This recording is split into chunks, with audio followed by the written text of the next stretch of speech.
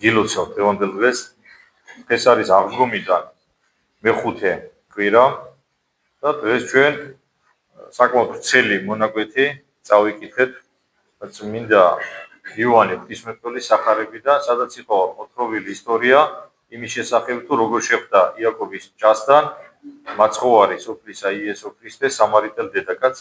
სამარიტელებზე ჩვენ ბევრჯერ გვისაუბრია, უბრალოდ გაგახსენებთ ეხლა, ის იყო ხალხი, რომელიც ცხოვრობდა პალესტინაში. ისინი იყვნენ ებრაელებისა და წარმართების შთამომავლობაში რა იგულისხმება. თქვენ იცით, რომ ებრაული ერის ისტორიაში იყო ძალიან ბევრი ტრაგიკული ფურცელი. მოხდა ერთხელ ძალიან სამწუხარო მოვლენა ისრაელის ისტორიაში. ქვეყანა ორ ნაწილად გაიყო, ჩრდილოეთ ისრაელის სამეფოდ და სამხრეთ იუდეას სამეფოდ, როდესაც ისრაელი დაიპყრეს ასურელებმა და გადაასახლეს ის 10 ტომი, რომელსაც ვარაუდობენ, რომ გაქრა ებრაელთა 10 ტომი, დარჩენილი 2 ტომი, კერძოდ იუდას და ბენიამინის ტომის შთამომავლები ბაბილონელებმა აიღეს, მოკლედ გადაასახლეს ის და მოკლედ ძალიან ისეთი წარე და ძიმედღეები გაიარეს ებრაელებმა, მაგრამ ყველა არ გადაუსახლებია დარჩა ებრაელთა ნაწილი, რომელიც მისულმა წარმართებთან შეერიენ, ასიმილირება მოხდა მათ და წარმოიქმნა ერი, რომელსაც თავის თავს სამარიტელებს უწოდებდნენ.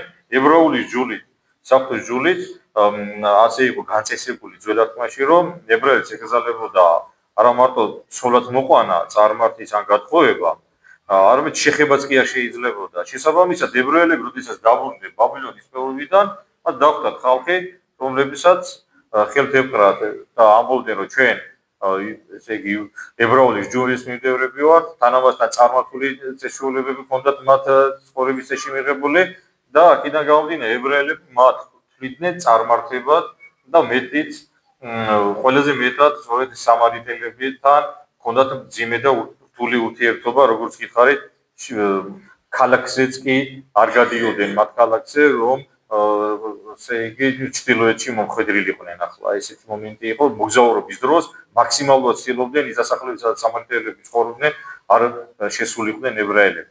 და ანუ აქედან გამომდინარე ჩვენ დასმას ვაკეთებთ, რომ სამარიტელები იყვნენ თან ჯულის მოღალატეები, ებრაული და იუდაური წესიდან გამომდინარე იყვნენ ერეტიკოსები, თან უცხოტომელები და აქედან გამომდინარე, როდესაც დაინახეს მაცხოვარი, როცა ელაპარაკებოდა სამარიტელებს, ებრაელებს, თქვენ იცით, რომ მოციქული ებრაელები გაუკვირდა ძალიან, მაგრამ ჩვენ ამით მაცხოვარმა გვაჩვენა თავარი რამ, რომ არ აქვს ადამიანის ეროვნებას მნიშვნელობა. თუ როგორი წარმომავლობისა არის, ადამიანის ურთიერთობა სხვა რელიგიის წარმომადგენლებთან შეიძლება ყოფითი ურთიერთობა, უბრალოდ სამარიტელ დედაკაცთან ურთიერთობი ჩვენ მაცხოვარი გვასწავლის, რომ არა მართლმადიდებელთან ურთიერთობაში რაღაც ზღვარი არ უნდა გადავლახოთ, რელიგიური და ლოცვითი ურთიერთობა არა მართლმადიდებლებთან დაუშვებელია და მაცხოვარი პირდაპირ ეუბნება სამარიტელ დედაკაცს, რომ ჭეშმარიტება არის ჩვენთან. და შესაბამისად, ამით ჩვენ მაცხოვარმა გვაუწყა, რომ კიდევ გავიმეორებთ, ეს კარგად უნდა დავიმახსოვროთ, არა მართლმადიდებლებთან რელიგიური ურთიერთობა იკრძალება და დღეს სამწუხაროდ ამას ცდილობენ ახლა თქვენ დაკვირდებით განვითარებულ მოვლენებს, ეს ასე მარტო დღეს არ ხდება. სამყარო დასაწყისიდან, როდესაც შეიქმნა ადამიანი და იქიდან იწყება კაცობრიობის ისტორია, ოროტი ცდილობს ადამიანი აცნოს და ღმერთს დაუპირისპიროს და ყველაზე უფრო საშინელი სწორედ რწმენის ღალატია.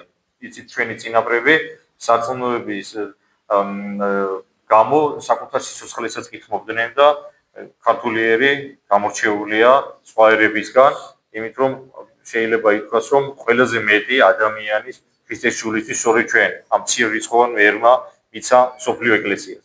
ასე რომ სამარიტელი დედაკაცის ეს თხრობა ძალიან ნიშანდობლივი, გასათვალისწინებელია თითოეული ჩვენთაგანისათვის და ღმერთმა მოგცეს ზალა, რომ ის ზღვარი, რომელიც ჩვენ უფალმა დაგვიწესა სხვებთან ურთიერთობაში, არასდროს არ გადაგველახოს და თქვენ იცით, რომ ის გვერდი, რომელიც ჩვენმა მრევლმა გააკეთა და სადაც ჩვენი ეკლესიის ცხოვრების მოვლენები ხდება ხოლმე, მოვლენების ასაფრთხება, ჩვენ თავხუცილად შემთხვევით არა ეკუმენიზმის არ დაგვიწერია, იმიტომ რომ დღეს ჩვენი ეკლესიისთვის და ზოგადად მართლმადიდებლობისთვის ყველაზე დიდი მტერი ეგრეთ წოდებული ეკუმენისტური მოძრაობა, როდესაც ცდილობენ ეკლესია გარიონ არამართლმადიდებლობთან ურთიერთობაში.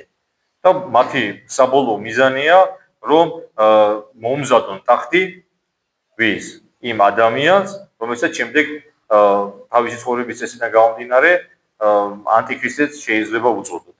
და ანტიქრისტეს ტახტის მოსამზადებლად სწორედ ეს ჭირდებათ ადამიანებს, რომელიც ღმერთს უპირისპირდებიან, რომ ქრისტიანული ადამიანის ცხოვრებაში ჩვეულებრივ მოვლენად იქნეს მიჩნეული, თუ მაგალითად მართლმადიდებელი ილოცებს, არ ვიტყვი ახლა რელიგიებს, ნებისმიერი რელიგიის წარმომადგენელთან რა.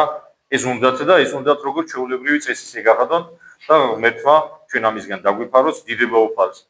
ჩვენ სწორზაზე ვდგავართ, ჩვენ ვართ მაცხოვნებელი ეკლესიის წევრები და ღმერთმა მოგცეცალა, რომ ეკლესიის ერთგული შვილები ვიყოთ ბოლომდე.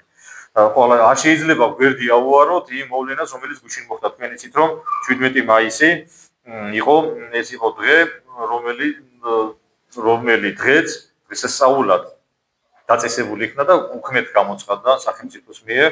ამ დღესასწაულის წარმოშობის ისტორია თქვენთვის ცნობილია, გაგახსენებთ, რომ პატრიარქის კურთხევით 2014 წელს 17 მაისი იქნა დაწესებული ოჯახის მშობლების პატივისცემის დღე და ეს ძალიან მნიშვნელოვანი დღესასწაულია, ძალიან მნიშვნელოვანი. დღევანდელ მსოფლიოში ყველაზე დიდი ფასეულობა, რომელიც შეიძლება ადამიანმა შეინარჩუნოს და ეს ყოველთვის ასე იყო, არის რწმენა და მეორე ოჯახი, იმიტომ რომ იცის ბოროტმა სულმა, იციან ადამიანებმა, ქვეყნებმა, რომელიც ებრძვიან მართლმადიდებლობას უკვე ამდენი საუკუნეა, რომ თუ ოჯახი მოიშალა, თუ ოჯახის ინსტიტუციას ბზარი მიაყენეს, თუ დაანგრიეს, დაშალეს, დააკუცმაცეს, იციან, რომ ამით შედეგს მიაღწევენ და ამიტომ არის გამალებული ბრძოლა ოჯახის წინააღმდეგ.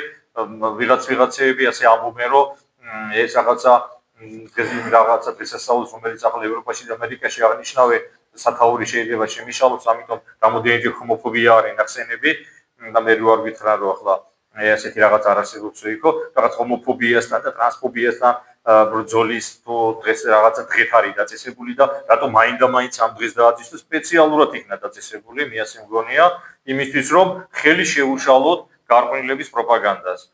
თქვენ იცით, რომ ჩვენ ქვეყანაში არავის არ უშლის არავინ თუ როგორი ცხოვრობს ახლა. ყველა ადამიანს აქვს არჩევანის თავისუფლება, რომელ თემსაც უნდა იმ თემს ეკუთვნოდეს, მაგრამ როდესაც იწყება უკვე პროპაგანდა, რომელიც აზიანებს ქვეყანას, აზიანებს ოჯახებს და ადამიანებს, ამ შემთხვევაში მორწმუნე ადამიანს არ აქვს უფლება გაჩუმების და ეს დღე და დღესასწაული დაწესდა სწორედ ამიტომ, რომ ჩვენ ხმამაღლა ვთქვათ და ყველას დავანახოთ, რომ ჩვენ ქვეყანაში ოჯახური ფასეულობები და ქრისტიანული ფასეულობები ძალიან მნიშვნელოვანია და მადლობა ღმერთს ამისთვის, გუშინ ძალიან ბევრი ადამიანი შეიკრიბა საქართველოს სხვადასხვა ქალაქებში და ჩვენ ვანახეთ ყველას, რომ ჩვენთვის ოჯახი არის ერთ-ერთი მთავარი ფასეულობა და მადლობა ყველა იმ ადამიანს, რომელიც ამ დღეს ამ მსვლელობაში მიიღო მონაწილეობა და რა ვიცი, ჩვენ შევეცადეთ და ჩვენც ვიდექით იქ, სადაც გონია რომ მდგარიყავით და ასე რომ გილოცავთ კიდევ ერთხელ ოჯახის სიწმინდის და მშობლების პატივისცემის დღეს და მრავალს დაისალით. ერთმა დაგლოცოთ და გაგახაროთ ამიან.